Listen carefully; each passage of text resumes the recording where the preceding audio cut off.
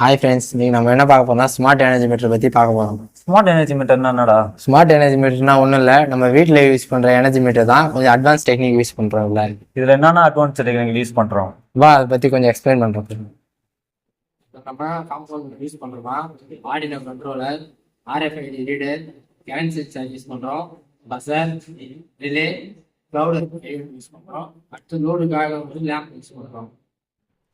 இந்த energy metre எப்படி work ஆகுது? இதில் ஒன்றுமே பெருசாக இல்லைடா. ஆர்எஃப்ஐடி ரீடர் இருக்குது.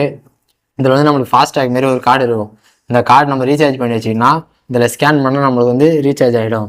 இதுலேருந்து நம்மளுக்கு எவ்வளோ பவர் கன்சியூம் பண்ணியிருக்கோம், எவ்வளோ அமௌண்ட் இருக்குன்றது டிஸ்பிளே மூலிமா காட்டும்.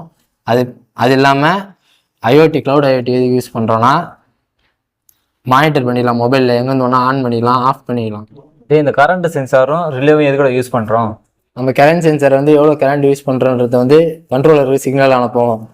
அது இல்லாமல் நம்ம வந்து யூஸ் பண்ணுற கரண்ட் வந்து அமௌண்ட் குறைஞ்சிடுச்சுன்னா பஸார் வந்து ஆன் ஆகிட்டு சவுண்ட் வரும்.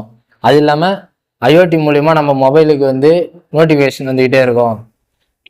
அந்த அமௌண்ட் வந்து பேலன்ஸ் 0 ஆகிடுச்சுன்னா நம்ம ரிலேக்கு சிக்னல் போய்ட்டு ரிலே வந்து பவர் வந்து கட் ஆஃப் பண்ணிவிடும். நம்ம அகைன் எப்போ வந்து ரீசார்ஜ் பண்ணுறோமோ அப்போ வந்து ரிலே ஆன் ஆகிட்டு பவர் சப்ளை நம்மளுக்கு வரும். இந்த எனர்ஜி மீட்டரை ஒர்க் பண்ணி காமிடா. சரிவா, பார்க்கலாம்.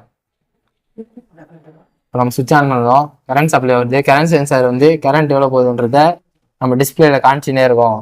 அமௌண்ட் எவ்வளோ லெஸ் ஆகிட்டே இருக்கும், நம்மளுக்கு காமிச்சிட்டே இருக்கும்.